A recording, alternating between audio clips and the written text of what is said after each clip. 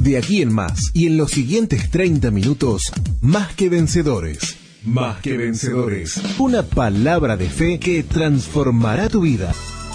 Más que Vencedores. De domingos a viernes a las 9 de la mañana. En la 1450 AM. Radio América.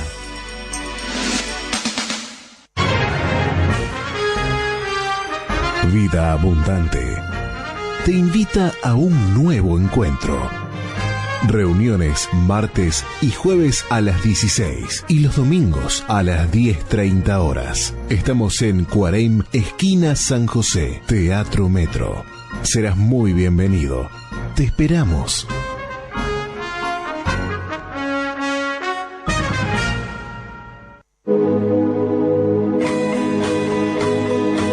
Barrio Buceo, en Alicante, 1721, esquina Ramón Anador. Tenés una iglesia donde recibir todo lo que tu vida está necesitando de Dios. Domingos, 10:30 horas. Miércoles, 17:30 horas. Viernes, 19:30 horas. Sábados, 18 horas. Jóvenes y adolescentes. Teléfono de consejería y oración 2487-3751. En Alicante 1721, esquina Ramón Anador. Te esperamos.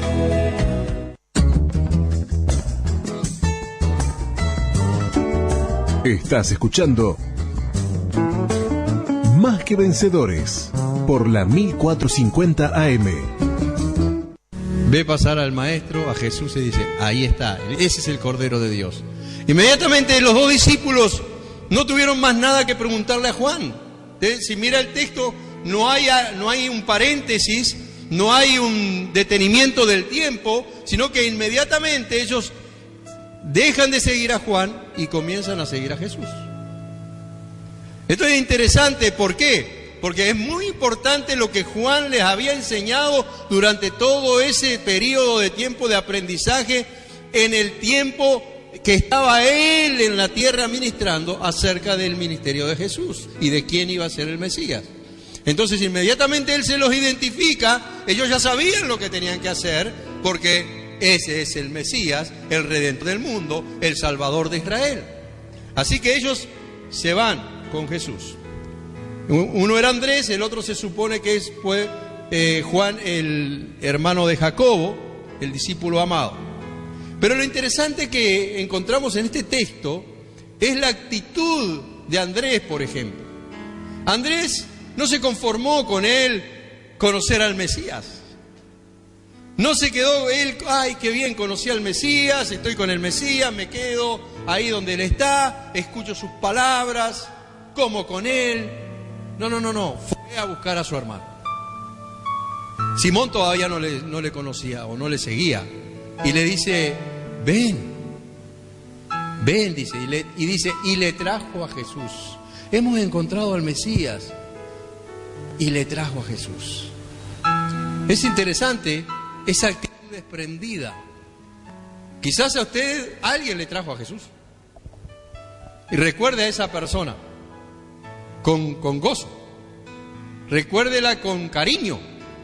Recuérdela en sus oraciones, si está viva todavía la persona, con clamor. ¿Por qué? Porque ha sido una pieza fundamental y clave en el plan de Dios para su vida. Entonces debemos ser agradecidos como hijos de Dios, hermano. La Biblia nos enseña que debemos ser hijos agradecidos. Agradecidos con aquellas personas que nos han facilitado el llegar a Jesús. Pero ahora el punto es, ¿qué estamos haciendo nosotros para presentarles este Jesús a otros? Porque el detalle es que esto no se corte, sino que así como alguien, por ejemplo a mí, mi esposa, cuando no éramos novios todavía, me presentó el Evangelio, me presentó la persona de Jesucristo. Entonces yo al creer, ella fue una pieza clave en el plan de Dios para mi vida. Pero ahora yo, ¿qué hago con esto? ¿A quién invito a venir a Jesús? Le estoy dando testimonio a la gente de que Jesús puede cambiar sus vidas, puede amarles, puede transformarles. que es la razón del existir. Entonces es un detalle interesante. Dice que al siguiente día Jesús, en versos 43 y 44, quiso Jesús ir a Galilea y halló a Felipe y le dijo, sígueme. Felipe era de la misma zona que eran Simón o Pedro y Andrés. Es interesante también el cambio de nombres que hace Jesús a Simón Pedro, ¿sabían? ¿Sabe que Simón significa una caña que es movida o sacudida por el viento? Pero Pedro proviene de una raíz griega y aramea que significa roca, piedra. Entonces Dios le cambió el nombre a Simón de alguien que es movido por el viento a alguien que está firme. Y así quiere Dios hacer con nosotros. Si nuestro temperamento, nuestra forma de ser es media ambivalente, media ambigua, medio que a veces estamos con mucha fe y a veces estamos con poca fe, Dios quiere cambiar eso. Quiere colocar y que se desarrolle en nosotros el carácter de Cristo. Y cuando se desarrolla en nosotros el carácter de Cristo, tenemos la mente de Cristo. Y cuando tenemos la mente de Cristo, tenemos los pensamientos de Cristo. Y cuando tenemos los pensamientos de Cristo, hablamos las palabras de Cristo. Eso quiere hacer Dios, una transformación total en nuestras vidas. Felipe fue el siguiente, y Felipe hizo lo mismo que hizo Andrés con Simón. Felipe fue a un amigo de él, que se llamaba Natanael, o también en algunos de los evangelios lo van a encontrar como Bartolomeo.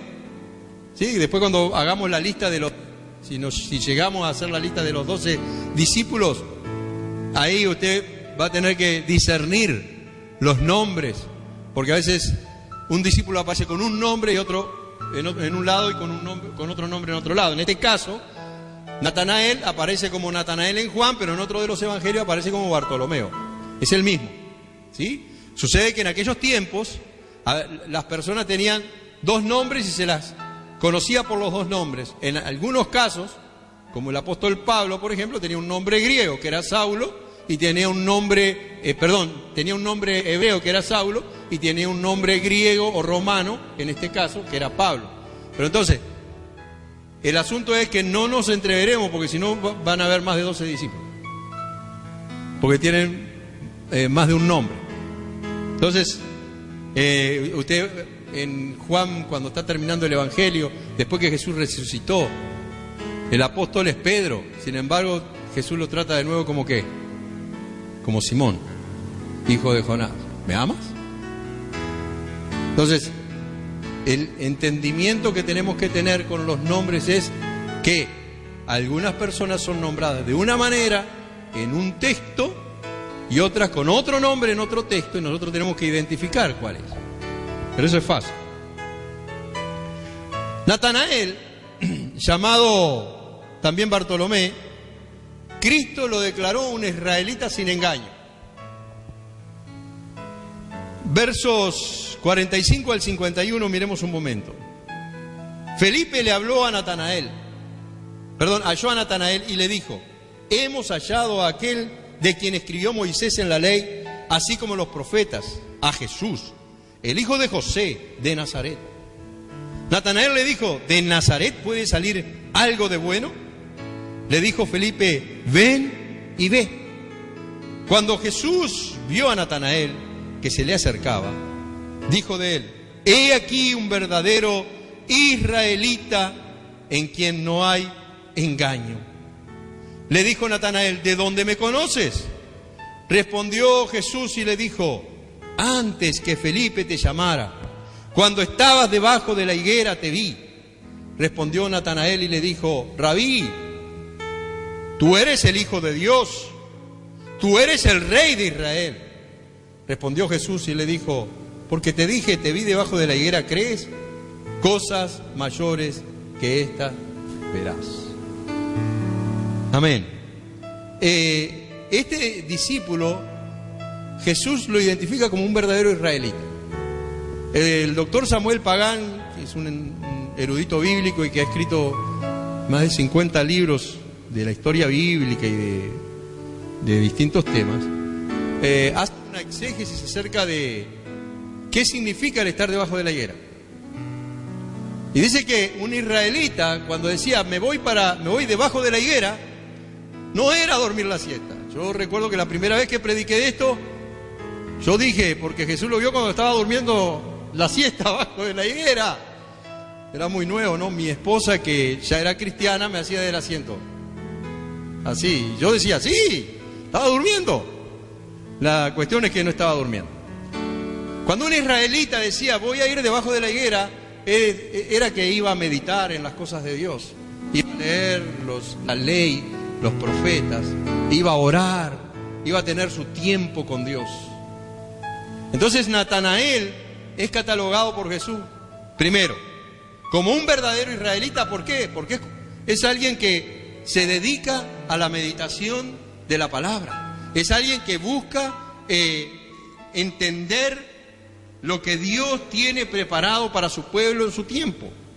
Segundo, el punto que le hace un clic a Natanael es cuando Jesús le dice, cuando estabas debajo de la higuera te vi, antes que Felipe te llamara. Eso le hace un clic. ¿Por qué? ¿Cómo? Imagínense que en aquel tiempo no había satélite, no había GPS, no había nada de la tecnología que tenemos ahora. Entonces, él llega, en base al conocimiento que tiene de las Escrituras y de las profecías, llega a una sola conclusión. Y le dice, tú eres el Hijo de Dios, tú eres el Rey de Israel. Llegó a esa conclusión. ¿Por qué? Porque Jesús lo vio, dice, cuando estaba debajo de la higuera. ¿Cómo es posible? Si yo estaba allá y yo no vi a nadie. Solo alguien que sea enviado de Dios, alguien que tenga un don de Dios muy particular, puede tener este conocimiento. Pero Jesús le recrimina en cierta medida y le dice, porque te dije, te vi debajo de la higuera, ¿creíste? Cosas mayores que estas verás. Cosas mayores que estas verás. Y a veces nosotros, hermanos, necesitamos ver para creer, pero la Biblia no nos pide eso. La Biblia nos dice que debemos de creer para ver. Bienaventurado, dice, los que sin ver creyeron. Y eso somos nosotros. Nosotros no vimos a Jesús, no lo vimos ni muerto, ni resucitado, ni enseñando. Pero nosotros hemos creído sin ver, porque el Espíritu Santo ha convencido a nuestro corazón de que Jesús es el Mesías, el Salvador del mundo. Así que los llamados que nosotros hemos visto, vemos a las personas que vienen a Jesús así como están, para ser transformados por Jesús. Todo el que viene bajo el cobijo de Jesús es transformado por Jesús. De hecho, donde Jesús entraba en una comunidad, en una aldea, en un pueblo, en una ciudad, ese lugar no quedaba igual. Ese lugar quedaba transformado, quedaba cambiado, porque la presencia del Rey de Israel había pasado por ahí haciendo maravillas y milagros y enseñando la palabra de Dios.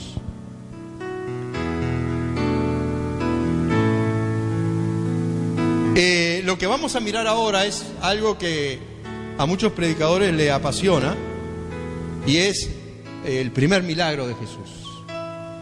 Está en el capítulo 2 de Juan, versículos 1 al 12, y es cuando, en ocasión de una fiesta, en ocasión de una actividad civil o familiar, ¿sí? Ahí hay las bodas de Caná de Galilea, y ahí está Jesús, está la familia de Jesús, están los discípulos de Jesús y obviamente están los que organizan la fiesta. Era una boda. Al tercer día, capítulo 2, versículo 1, se hicieron unas bodas en Caná de Galilea y estaba allí la madre de Jesús. Y fueron también invitados a las bodas Jesús y sus discípulos. Y faltando el vino, la madre de Jesús le dijo, no tienen vino. Jesús le dijo, ¿qué tienes conmigo, mujer? Aún no ha venido mi hora. Su madre dijo a los que servían, haced todo lo que les diga. Y estaban allí 6 tinajas de piedra para agua, conforme al rito de la purificación de los judíos, en cada una de las cuales cabían 2 o 3 cántaros. Jesús les dijo: llenad estas tinajas de agua, y las llenaron hasta arriba. Entonces les dijo: saquen ahora y llévenle al maestresala. Y se lo llevaron. Cuando el maestresala probó el agua hecha vino, sin saber él de dónde era, aunque sí sabían los sirvientes que habían sacado el agua, llamó al esposo y le dijo: todo hombre sirve primero el buen vino, y cuando ya han bebido mucho, entonces el inferior. Pero tú has reservado el buen vino hasta ahora. Este principio de señales hizo Jesús en Caná de Galilea y manifestó su gloria, y sus discípulos creyeron en él. Después de esto descendieron a Capernaum, él, su madre, sus hermanos y sus discípulos, y estuvieron allí no muchos días. Aquí tenemos la fiesta. Una fiesta donde hay comida y baile y hay vino. Pero se ve que no, o no hicieron bien los cálculos de lo que necesitaban para la fiesta, o aparecieron invitados de sorpresa de último momento. Vio cómo pasa bien lo que se llaman los colados, ¿no? Entonces, o aparecieron colados, o no calcularon bien. Pero lo cierto es que en medio de la fiesta se les termina el vino. Y María quiere interceder, quiere que se arregle la situación, sabiendo quién es su hijo. Entonces le dice: no tienen vino. Entonces, usted ve ahí hay un término que dice: ¿qué tienes conmigo, mujer? Algunos pueden leerlo de pasada, pueden creer que es un término despectivo hacia su madre.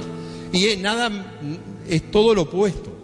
Es primero un término de reverencia, porque a las personas que tenían cierta dignatura y que eran mujeres se les decía mujer, ¿sí? Pero también un término de cariño para alguien que era de la familia. Por lo tanto, Jesús la está tratando cariñosamente y también honrosamente a la madre, pero le dice algo: aún no ha llegado mi hora. Es interesante que aunque él dice que aún no ha llegado mi hora, él igual hace el milagro. Y eso es un misterio que se lo preguntaré a él cuando estemos con él cara a cara, porque todavía ningún teólogo me lo ha podido explicar. Pero es un misterio, porque él dice: no ha llegado mi hora, pero igual hace el milagro. Algunos piensan también que cuando la madre intercede ante él, lo que está tratando es de que él se manifieste como el Mesías de Israel. Pero la realidad es que lo que hace Jesús es extraño. Lo que hace Jesús es raro. Lo que hace Jesús no tiene una equivalencia química, biológica. No hay medios para decir que el agua lo medimos químicamente y ahora y dentro de 10 minutos va a seguir siendo agua. ¿Sí o no? Pero el asunto en ese lugar es que cuando obedecieron la palabra de Jesús, ¿cuál era la obediencia? Era llenar las tinajas. Y eso es lo que tenían que hacer los siervos. Obedecer lo que Jesús dijera. Dijo María: hagan todo lo que les diga. Hagan todo. ¿Y cuántas veces el Señor nos dice las cosas, hermano? La palabra nos dice. Y nosotros la rebuscamos por aquí o la rebuscamos por allá, le cambiamos por este lado, le cambiamos por el otro, pero tratando de que no sea gravoso para nosotros. Pero el asunto pasa por la obediencia, todo pasa por ser obedientes. Los milagros van a suceder cuando haya obediencia. Entonces estos hombres obedecen a Jesús y llenan de agua. Y lo irónico que le dice: ahora agarren, tomen una jarra y llévensela al maestresala. Y ellos sabían que era agua. Si fuera usted, ¿qué haría? ¿Qué pensaría? Iría, sí, pero yo iría mirando de reojo la jarra a ver cuándo se va a cambiar el color. Solo que sea un un vino blanco, ¿no? Pero ¿cuándo va a cambiar el color? Porque el asunto es hacer lo que Jesús dice. No tiene misterio la fe cristiana, hermano. La vida cristiana no tiene ningún misterio. Es hacer lo que Jesús dice. Bienaventurados sois, dijo Jesús, si hicieren lo que yo os mando. Así que ellos fueron y le llevan al maestresala, que es como un mayordomo, el encargado de la fiesta, y queda maravillado el hombre.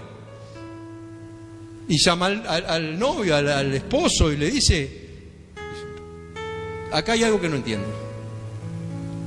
Todo el mundo sirve el buen vino primero para que la gente, que cuando tiene el paladar fresco, Dios todavía no está lleno de bebida ni nada, lo pueda saborear. Y cuando ya están en otra, no lo dijo así, pero en otras palabras, cuando ya están medio tocaditos, cuando ya perdieron el sentido del gusto, sirven cualquier vino, el más barato, el más ordinario.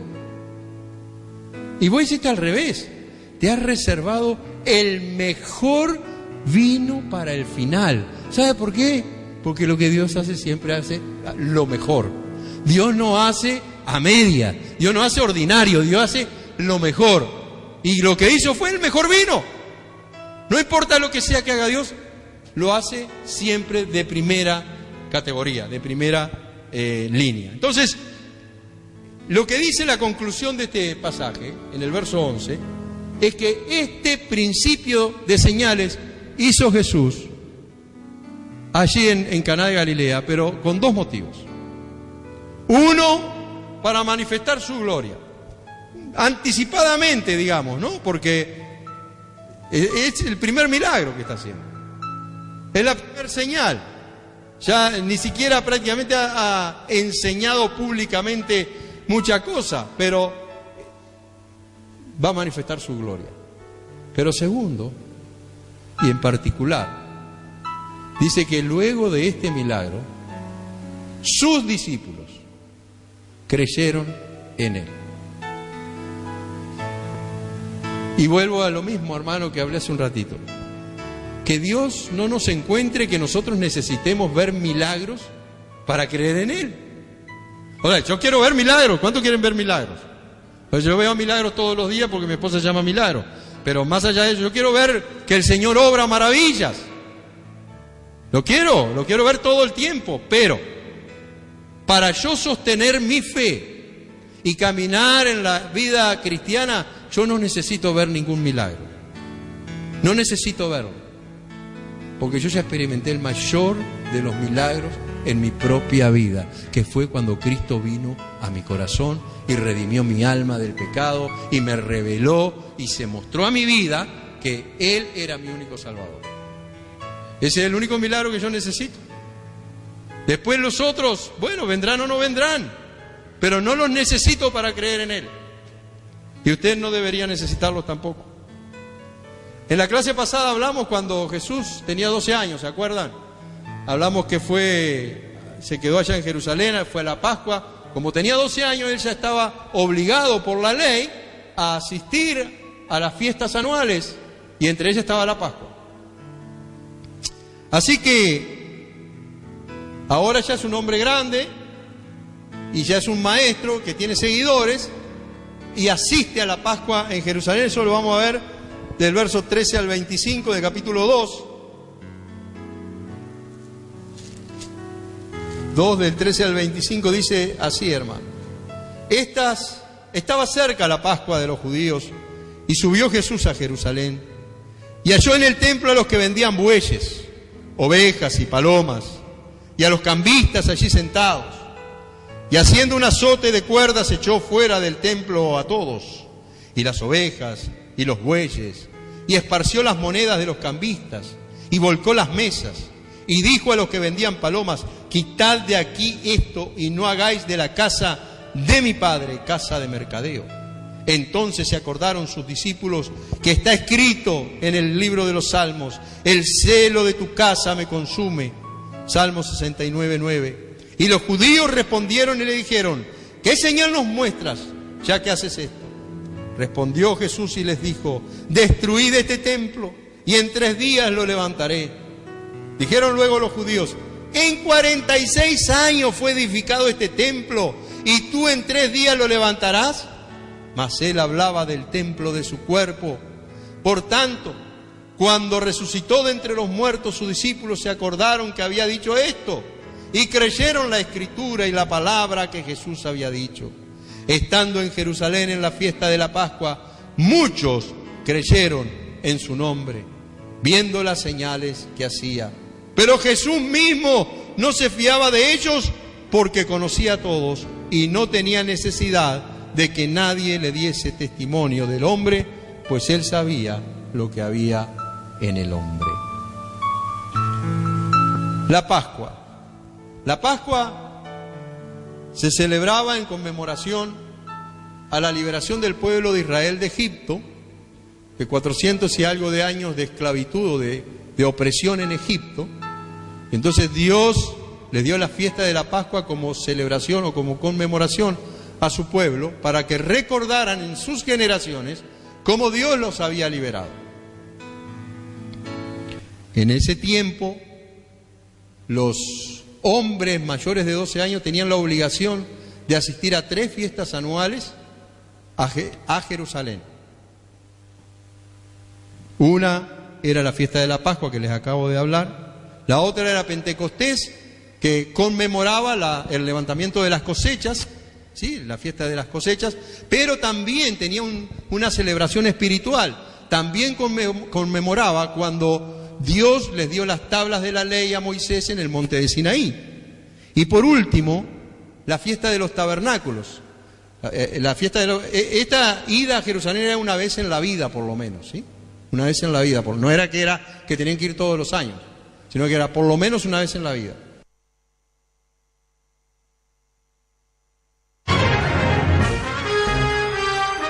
Vida Abundante te invita a un nuevo encuentro.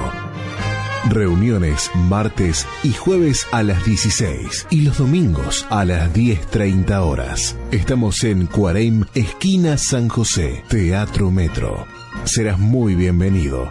Te esperamos.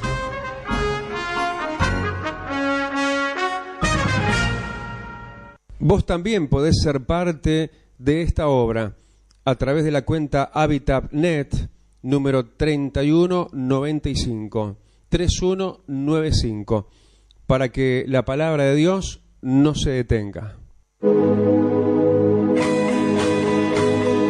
En el barrio Buceo, en Alicante, 1721, esquina Ramón Anador. Tenés una iglesia donde recibir todo lo que tu vida está necesitando de Dios. Domingos, 10:30 horas. Miércoles, 17:30 horas. viernes, 19:30 horas. Sábados, 18 horas. Jóvenes y adolescentes. Teléfono de consejería y oración 2487-3751. En Alicante 1721, esquina Ramón Anador. Te esperamos.